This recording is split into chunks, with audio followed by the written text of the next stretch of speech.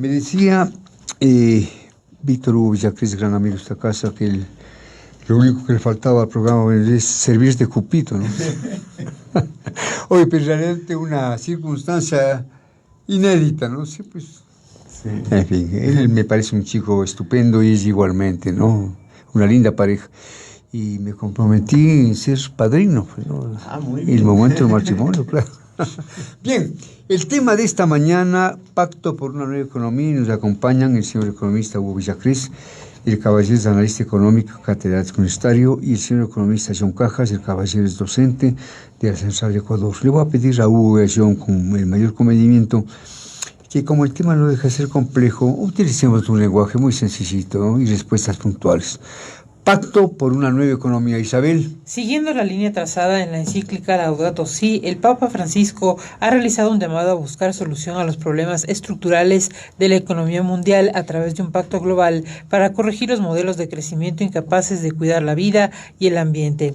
El llamado lo hizo el pasado 11 de mayo con motivo del evento Economía de Francisco que se realizó en Asís, Italia. En Asís, Italia. Sí. En 2020. Están invitados a participar jóvenes economistas y empresarios de todo el mundo. Y claro, sí me interesa que el público recuerde que cuando yo leí la noticia acerca de esta economía con alma, yo me comprometía que el tema sería analizado en Buenos Días, porque es un tema inspirador, un tema realmente lindo, es una iniciativa muy noble del Papa Francisco. Hugo, bienvenido, John, bienvenidos. ¿Les interesaría ser protagonistas de este pacto global que propone el Papa Francisco para cambiar el sistema económico actual y dotarlo de alma? Insisto, ¿les interesaría ser protagonistas de este pacto global que propone el Papa Francisco para cambiar el sistema económico actual y dotarlo de alma? A ver, Hugo. ¿Qué tal, Diego? Buenos días, un saludo a toda la gente que nos escucha. Indudablemente me parece que es una oportunidad en el mundo para poder reflexionar acerca de los grandes temas económicos y una oportunidad que surge en una ciudad como Asís, en donde de hecho vivió Francisco de Asís, que en realidad su nombre no era Francisco. Si me permite interrumpir, yo sé que es un buen viajero, ¿estás en Asís? Sí, tuve la suerte de estar en Asís, un pueblito chiquito, enmarcado en esta especie de montaña, muy, muy acogedor.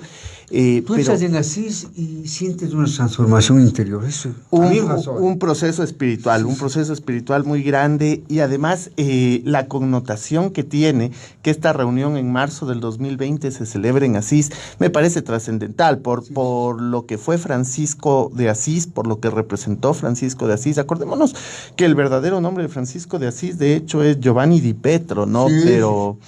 Pero la madre hijo francesa, exactamente, y italiano, la madre francesa, entonces desde muy pequeñito le decían el Francesito, y de ahí viene el tema de Francisco y entonces Francisco de Asís. Pero posteriormente Jorge Mario Bergoglio, el Papa Francisco, asume el nombre de Papa Francisco. Por primera vez, ¿no? Exactamente, y es en honor a Francisco de Asís. Entonces todo esto conlleva la unión del rompecabezas que ahora a través de parte de la encíclica de Laudato Si y a través de una serie de esquemas que ha venido ya reflexionando el Papa Francisco, terminan dando origen a este encuentro que se celebrará entre el 26 y el 28 de marzo del 2020. Es un encuentro entre emprendedores, entre académicos, entre economistas. Gente que no rebase los 35 años. Ese es un punto importante. ¿Por qué? Porque ahí claramente uno puede ver que el Papa Francisco le está apostando a la juventud como esa capacidad reflexiva de poder analizar que los recursos son finitos, pero no en los términos entendidos por el capitalismo, es decir, en los términos de estos de la economía ortodoxa, de una restricción presupuestaria que te permite adquirir cierta cantidad de bienes, pero no todo lo que existe en el mundo porque los recursos son finitos. El Papa Francisco llama más bien a una reflexión de que los recursos son finitos a nivel mundial, y entonces en ese sentido tenemos que precautelar el medio ambiente, tenemos que cuidar la naturaleza, necesitamos una sociedad en donde no exista tanta gente pobre y tantas personas en la mendicidad. Veamos que la pobreza es una epidemia, actualmente afecta a 1.400 millones de personas a nivel mundial, existen 900 millones de personas que sufren de hambre, y todas estas estadísticas que parecen números fríos le llevan al Papa Francisco a realizar este gran evento para buscar la sociedad la asociatividad entre el sector privado, entre los emprendedores nuevos menores de 35 años y también quienes reflexionan. Muy bien, Víctor Hugo Villacrés en el programa Buenos Días, estupenda exposición. La misma inquietud, John, bienvenido al programa. ¿Le interesaría ser protagonista de este pacto global que propone el Papa Francisco para cambiar el sistema económico actual y dotarlo de alma? A ver, John, ¿qué piensa? Bueno, primero, muy buenos días, un gusto otra vez estar aquí y poder dialogar un poco de temas no tan de la cotidianidad, porque normalmente hemos estado dialogando sobre temas más de coyuntura. Y bueno, a priori sí, es decir, la oportunidad de discutir la situación económica del mundo me parece que es súper valiosa, porque de hecho esa reflexión es, yo diría que incluso urgente. Entonces, obviamente que si se diera la oportunidad de participar en algo así sería un gusto, pero creo yo que también hay que matizar un poco el llamado en sí mismo, ¿no? Es decir, el Papa Francisco justamente hace este llamado, y la carta que le escribe para esta convocatoria es en función de su encíclica Laudato Si, que es una encíclica bastante interesante en temas, sobre todo del rescate de la dimensión medioambiental, la dimensión medioambiental y el problema medioambiental y aquí es donde yo digo hay que matizar la cuestión, que no son temas que únicamente requieran una reflexión a nivel de moralidad o espiritualidad. Y ese creo que es el punto que también valdría la pena, aprovechando la convocatoria, que hay que reflexionar un poco más. Y es que muchas veces, y esto se ha vuelto un poco, digamos, a veces tendencia, ¿no? De que tratamos de encontrarle las salidas a las crisis que vivimos, muchas veces apelando a que, bueno, es hora de reflexionar, es hora de replantearnos, es hora de justamente llegar a pactos. Pero la pregunta es también los pactos entre quiénes y de qué tipo de pactos estamos hablando. ¿Y por qué planteo esto? Planteo esto porque la lógica del mundo en el que vivimos y la civilización del mundo, en el mundo que vivimos, es una civilización que se rige por cierta moralidad y ciertos principios que no necesariamente son incluso democráticos. ¿A qué me refiero? Me permito solamente, por favor, como mal economista, igualmente alguna que otra cifra, pero creo que son a veces ilustrativas. Pensemos que en el mundo, según datos de Oxfam, esta organización que se encarga cada año de hablar de concentración, creo que 26 personas, se habla más o menos, están concentrando la misma riqueza que la mitad del mundo. Entonces, estamos hablando de que estamos en un sistema global que no solamente requiere de pactos a nivel de las personas o los economistas jóvenes, o sea, está muy bien eso, pero también hay que saber quiénes son los que concentran esos recursos y hasta qué punto solamente un pacto puede llevar a cambios. Porque, por ejemplo, si uno revisa históricamente los procesos, por ejemplo, de generación de dióxido de carbono, resulta ser que desde la revolución industrial nosotros vemos un crecimiento cuasi exponencial de la emisión de emisiones de carbono, que coincidencialmente parece que empata con el proceso de crecimiento económico que ha vivido el mundo justamente desde la revolución industrial.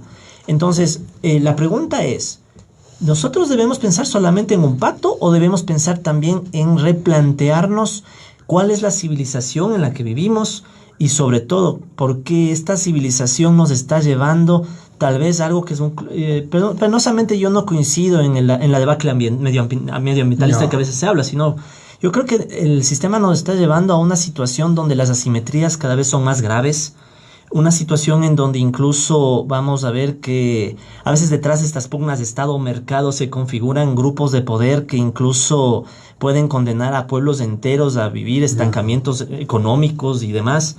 Entonces yo creo que sería interesante que este pacto, o sea, que este llamado antes que el pacto, sea más amplio, sea más, incluso llame gente que no sea economista. A veces los economistas somos personas que creemos tener la última palabra y a veces sería mejor una discusión más abierta, pero sobre todo también más crítica respecto a qué civilización tenemos. Muy bien. El economista John Cajas. Tengo aquí en mi presencia dos economistas jóvenes, inteligentes y con estupenda preparación. Hugo, ¿qué piensas de este llamado de Francisco? ¿Una utopía? ¿Vale la pena intentarlo? Y yo creo que de las utopías está lleno el camino que después se hace realidad. Y entonces a mí me parece que el llamado es lógico, el llamado es trascendental y además el llamado tiene plena vigencia. Y tiene plena vigencia porque vivimos en un mundo que cada vez ha entendido menos que los recursos son finitos, un mundo que sigue creciendo en términos de millones de habitantes. Fíjese que los datos al 2050 marcan que seremos 9.000 millones de habitantes. 2050. En el 2050 seremos 9.000 millones de habitantes. Es un mundo que vive en constantes conflictos, no solamente con la naturaleza. ¿El planeta podrá resistir semejante peso? Y yo creo que ese es el reto que el Papa quiere asumirlo ahora. Y acordémonos que Francisco es un Papa, de hecho, entre comillas, transgresor de muchas cosas en la religión. Es alguien que ha llegado a modernizar el catolicismo y a dejar de lado esos antiguos dogmas que le hacían daño a la religión. Y entonces acá, bueno, el Papa Francisco es una invitación a vivir como uno piensa, dentro de lo que podría ser la economía, hablar del despilfarro de alimentos, hablar de los problemas de discriminación de género, hablar de problemas, por ejemplo, como los modelos de trabajo que existen para el desarrollo, esta asociación en donde cada vez se piensa en el ser humano más como un factor del capital que como la razón de ser de la economía. Entonces el ser humano es comparado exactamente con el capital y cada uno tiene una remuneración, y mientras menor sea la remuneración del ser humano, es decir, mientras menores sean los salarios, mayor competitividad va a existir, que es como toda esta ala neoliberal o neoclásica que lo que básicamente dice es que la productividad es la que va a ayudar a salir a la gente de la pobreza. Francisco ve con una mirada mucho más social, con un componente o una vena mucho más jovial el tema, si se quiere, guardando el esquema así de la religión, y dice, bueno, acá lo que necesitamos es mayor justicia social. No puede ser justo que el 10% de la población abarque el 90% de la riqueza y que el 90% de la población tenga únicamente el 10% de la riqueza mundial. Entonces, ¿cómo vamos a buscar un mundo más justo, un mundo más equitativo? ¿No? Por supuesto. Yo creo que el reto es gigantesco. Si lo logra hacer a través de la religión, Francisco, yo creo que habremos dado un paso trascendental en la sostenibilidad del mundo y en la sostenibilidad de la humanidad. El tema de esta mañana, pacto por una nueva economía. John, comente el anhelo del Papa de promover una economía que, textual, comillas, garantice el respeto al medio ambiente, la acogida de la vida, el cuidado de la familia, la igualdad social, la dignidad de los trabajadores y los derechos de las generaciones futuras. Todo un presupuesto, ¿no? Todo un planteamiento, sí. Por favor. Sí. Bueno, comentemos esta idea.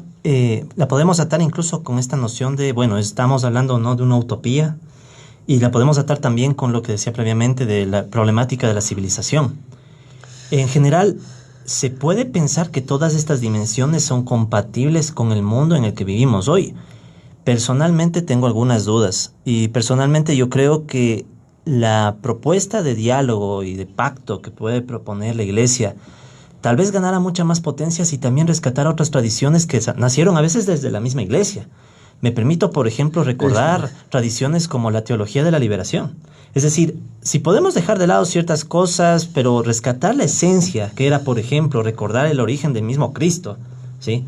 Si bien es cierto, yo no soy muy apegado a la versión católica en estricto, pero sin embargo, la figura misma de Jesús era la figura de una persona que venía desde los sectores humildes, sí, desde la pobreza, y demostrando que desde la pobreza se crea el reino de los cielos. Entonces, incluso negando la posibilidad, a veces lo decía él mismo, ¿no?, de que llegue incluso un rico al cielo, que era más probable que pase un camello por el ojo de una aguja. Entonces, o incluso sacando a los mercaderes del templo, ¿no? Entonces, yo creo que también es necesario un poco replantearnos que tal vez nuestra civilización no puede desatarse de muchas cosas concretas. Por ejemplo, doy otro dato que para mí es vital en cuanto a hasta qué punto es viable una propuesta así. Pensemos que entre el año 2016 y 2017, según datos de Naciones Unidas, aumentó en un 65% la producción mundial de opio. Entonces uno dice, bueno, ¿y esto qué tiene que ver con respecto a lo que estamos discutiendo? Producción mundial de opio que, por cierto, se concentra en países como Afganistán. Entonces, el mundo en el que nosotros vivimos no es un mundo en donde la exclusión y la destrucción medioambiental existen única y exclusivamente por una descoordinación, una falta de voluntad. No es tanto así. Tenemos grandes grupos, penosamente hasta criminales, que acumulan y concentran ingresos precisamente aprovechando los principios de esta civilización, de la civilización del capital. Piensen, por ejemplo, que según datos de Naciones Unidas, al año aproximadamente se están generando por el crimen organizado como 870.000 millones de dólares. Eso es equivalente a que el crimen organizado puede generar un ingreso como el de 8 Ecuadores. O sea, cada año 8 Ecuadores van a manos del crimen organizado y eso es lo que Naciones Unidas ha logrado estimar. Entonces, cuando nosotros vemos la propuesta del Papa, que justamente es eso de, por ejemplo, lo que dice en la misma carta, ¿no? Hacer vivir y no matar, incluir y no excluir en la economía, humanizar y no deshumanizar, debemos replantearnos también, bueno, o sea, esta civilización, ¿hacia dónde nos está llevando? Pensemos, 32.000 millones de dólares se generan en ingresos solo por el tráfico de personas. Y empezamos a empatar todos estos datos y nos quedamos con la conclusión de que, bueno, la civilización que hoy vivimos es una civilización en donde para generar lucro muchas veces se sacrifica la vida. Entonces, yo creo que en este mismo pacto sería crucial agregar esa dimensión de, ¿no será que para ciertas regiones del mundo, por ejemplo, pensemos por desgracia en nuestro propio país, para ponerlo incluso contextualizadamente, ¿a dónde nos está llevando la civilización dominante?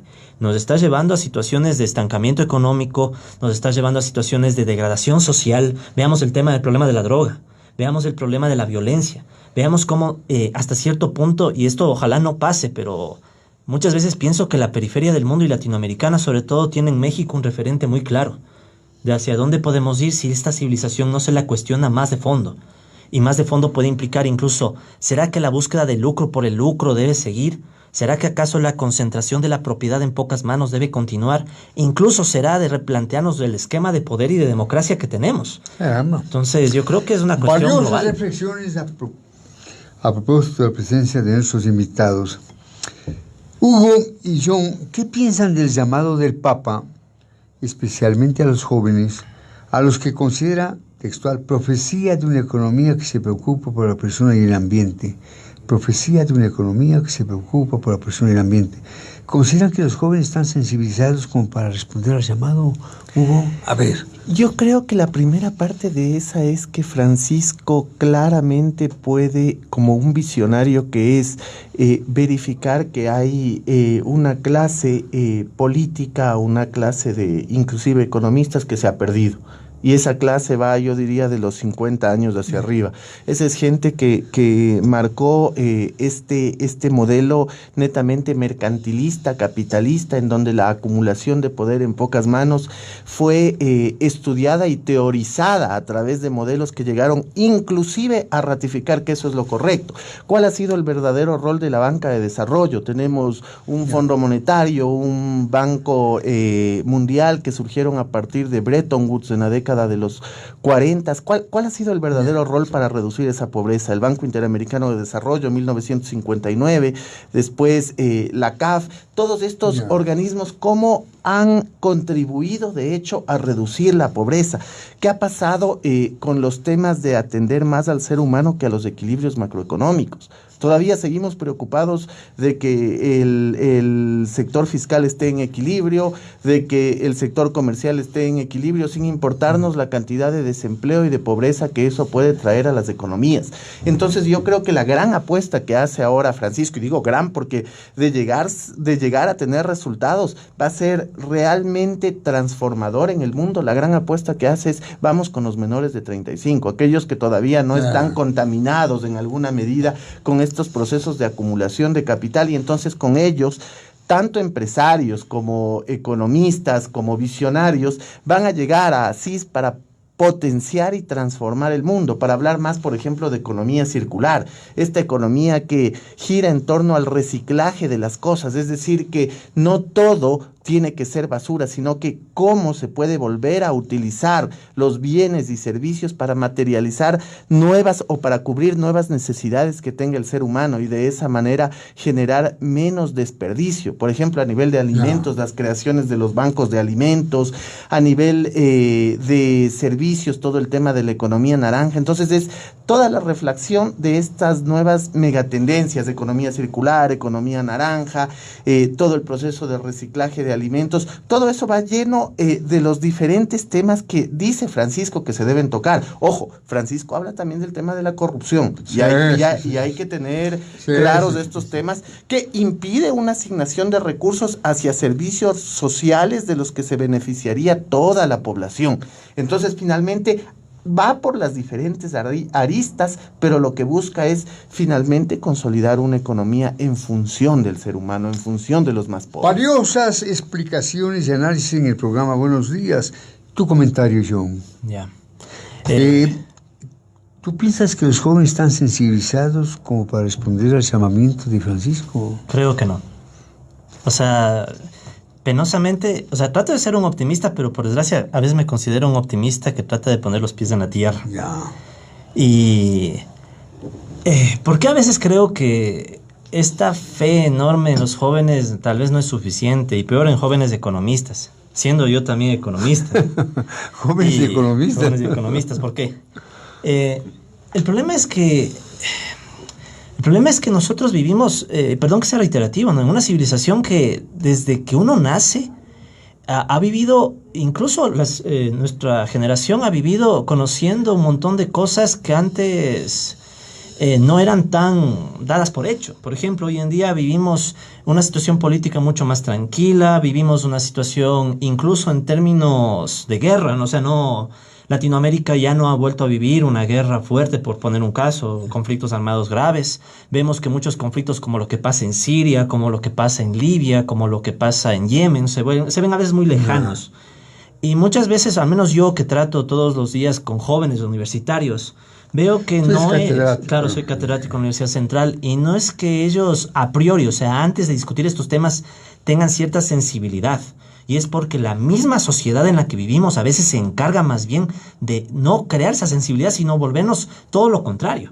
Vamos al mismo campo de la economía. Hay un dato muy interesante en economía, y resulta ser que muchas personas, después de que cursan el primer nivel de economía, se empiezan a volver incluso más egoístas. Porque muchos de los parámetros que se enseñan en economía resultan que son parámetros que justamente ratifican esta idea de yo tengo que lucrar, yo tengo que ganar, tengo que ganarle al otro.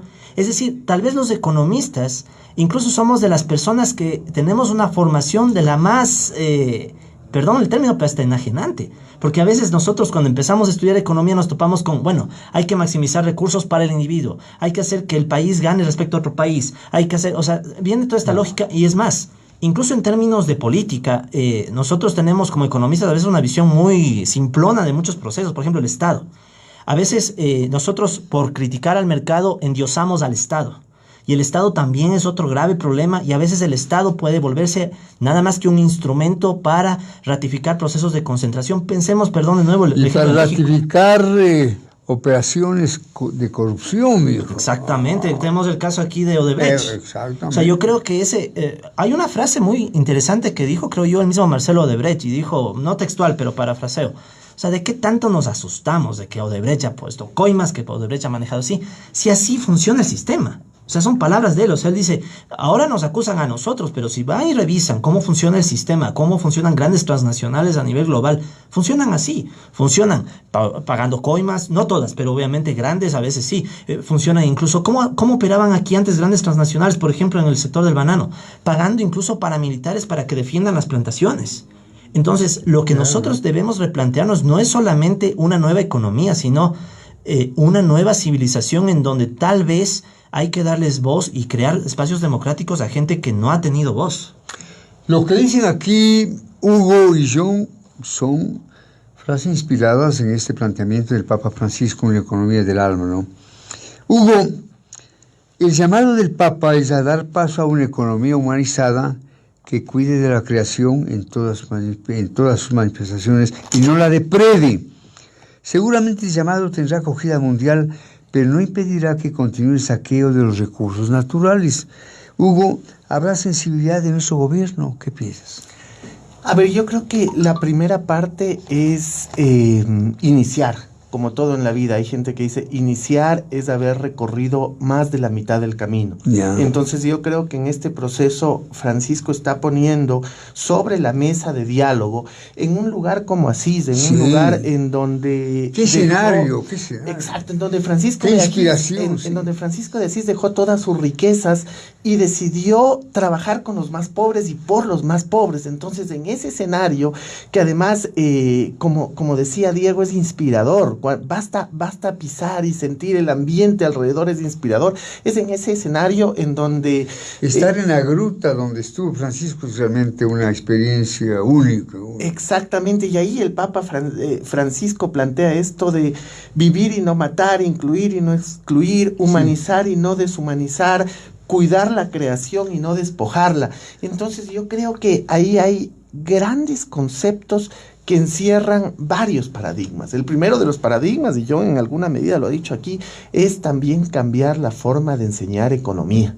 Y esa forma de enseñar economía no puede seguir basada en los conceptos. Tú también das clases, por ¿no? supuesto. Y resulta que ahí tenemos desde el inicio estos conceptos neoliberales del homo economicus, es decir, aquel que persigue su bienestar individual y se generan externalidades. Y si fruto de esas externalidades la sociedad puede estar bien, una cosa excelente, pero si no, con que yo estoy bien es suficiente. Entonces hay que cambiar ese paradigma de enseñanza hacia un paradigma mucho más social, hacia entendernos todos como parte de una misma población, y no solamente en el Ecuador, sino en el mundo. Entonces ahí yo creo que el llamado a los gobiernos, y dentro de ellos al gobierno del Ecuador, debe ser a entender esta nueva forma de hacer economía para los que más necesitan. Y hay que partir de que en efecto hay errores de mercado y también han existido errores de Estado. Y no solamente como muchas veces se ha satanizado el mercado desde la una tendencia, sino que el mismo Joseph Stiglitz, que es más bien de una tendencia heterodoxa, llega a identificar los errores del Estado y dice, para los errores del Estado se deben encontrar herramientas que mitiguen y que incluso logren desaparecer, lo mismo que para los errores de mercado. Entonces, tan malo ha sido el un actor individualmente como lo ha sido el otro. ¿Qué vamos? Vamos a una economía de equilibrio, a una parte en donde el sector empresarial tenga su rol y el sector estatal tenga su rol, sobre todo persiguiendo que el ser humano sea el centro y eje de la economía. Muy bien. Dos economistas jóvenes en el programa Buenos Días. Vamos terminando, John. ¿Qué respuesta cree usted que dará el gobierno de Moreno a este llamado urgente del Papa en momentos en que está impulsando la extracción petrolera y la minería a gran escala, pese a los conflictos sociales que van a generar? A ver, John. Complicado, porque de hecho ya el gobierno tiene cada vez menos tiempo, ¿no? O sea, el tiempo va pasando y yo creo que posiblemente el gobierno ya no tenga mucha perspectiva global. O sea, no estoy muy convencido, no estoy muy seguro de que el gobierno tenga mucho el tiempo para hacer esto, más aún tomando en cuenta que los retos que se le vienen son muy complicados. Por ejemplo, justamente ese tema de la minería. Y creo que eso empata muy bien con esta discusión. Por un lado, nosotros aspiramos a que haya un cambio en la economía, en la forma de vivir y que la sociedad sea cada vez más equitativa. Sin embargo, por el otro lado, tenemos que cada vez más, no solamente en el Ecuador, sino a nivel global, por ejemplo, lo que está haciendo China en África, lo que están haciendo varios países respecto a la extracción mineral, a la extracción, incluso atropellando derechos, incluso atropellando otras civilizaciones. Entonces, tenemos como quien dice, está por un lado el hermoso discurso de buscar una mejor economía, una mejor sociedad, pero por otro lado la práctica de incluso desplazar poblaciones, de criminalizar a quienes luchan por sostener la vida en términos incluso ambientales o en términos de no queremos que mi civilización sea golpeada por otra. Entonces yo creo que hay una serie de contradicciones que vuelven muy complejo que a nivel local el Ecuador logre enchufarse a este tipo de propuestas y más aún la periferia capitalista en general, porque nosotros bien o mal estamos atados a un esquema que si no logramos romper no vamos a alcanzar. Por ejemplo, lo que dice el mismo Papa, dice, ok, busquemos una economía que humanice y no deshumanice. La primera forma de deshumanización que tiene la economía actual, y en esto a veces es lo que me molesta de ciertos economistas jóvenes, y es que ya se discutió esto hace años, o sea, varias cosas de estas ya se han discutido. Pensemos, por ejemplo, en la discusión que tuvieron en su momento sobre el carácter fetiche que tiene el mundo de las mercancías. Nosotros vivimos en un mundo en donde todo es mercancía, todo es mercantil, y es justamente ahí donde está la deshumanización. Si nosotros no logramos desapegarnos de esa lógica de volver todo mercancía, no vamos a poder después creer que solamente por buenas intenciones vamos a cambiar a la sociedad. Y ahí está clarito el ejemplo de la minería. Si nosotros seguimos dependiendo y queremos tener más mercancías, tener más cosas, aspirar a más poder, a más capacidad de demostrarle al otro lo que soy, lo que tengo, entonces muy probablemente nos vamos a comer civilizaciones como pasa ahora con las poblaciones Shuar o Waorani, en donde justamente vemos esta contradicción. Por un lado, una sociedad que incluso usa estos términos de más social, más equitativa, pero por otro lado nos comemos civilizaciones enteras que en cambio ellos incluso tienen el derecho de vivir su propia vida, ¿no? Entonces yo creo que el sistema está plagado de contradicciones que si no se las pone en el tablero de discusión probablemente, y ojalá no sea así, espero estar equivocado, este tipo de proyectos pueden terminar solamente como grandes discursos pero sin acciones concretas. John Cajas en el programa Buenos Días. Pregunta final, Hugo. ¿Habrá sensibilidad y voluntad a nivel mundial para revisar nuestros esquemas mentales y morales de acuerdo con la exigencia del bien común? Bien común. Ese yo creo que es el reto que tenemos todos los seres humanos. Este es un reto difícil. De hecho, si uno revisa la historia, y no solamente la historia reciente, sino la historia de la humanidad, encuentra que no ha existido esa sensibilidad como para proteger la humanidad, como para proteger al ser humano, que simplemente hemos vivido esos procesos de egoísmo y capitalización de los intereses individuales. Entonces, de eso pasar al bienestar social, de eso pasar a muchas de las cosas que los jesuitas hablan y se forman, y ahí es importante anotar que el Papa Francisco es el primer Mario Papa Bergoglio, jesuita, ¿no? es el primer Papa jesuita. Entonces son aquellos que estudian estos procesos de desigualdad a fondo, que educan para ser más en el concepto de servir mejor, toda esta filosofía de Ignacio de Loyola. Vamos a ser más ciudadanos, pero para servir mejor a la humanidad. Entonces son esos conceptos los que en la práctica pueden resultar muy difíciles, que pueden quedarse en estas grandes reuniones, y ahí yo creo que el reto de la Iglesia Católica, el reto de Francisco, está en no permitir que esta reunión en Asís se convierta en una de las grandes reuniones que tienen los gobernantes en estas asambleas de la OEA, de la ONU, en donde se discute pobreza pero se come caviar, en donde se discute pobreza pero está el champán más caro del mundo y están las mejores langostas para servirse entre ellos. Entonces hablan de pobreza desde el profundo desconocimiento que tienen de la realidad de los pobres. Yo creo que allá en Asís debe, desde el conocimiento de los pobres, buscar elementos que permitan reducir y mitigar la pobreza en el mundo. Una estupenda charla en Buenos Días, protagonizada por dos economistas jóvenes, John Cajas, docente de la Central de Ecuador, y Hugo Villacrés, analista económico y catedrático universitario.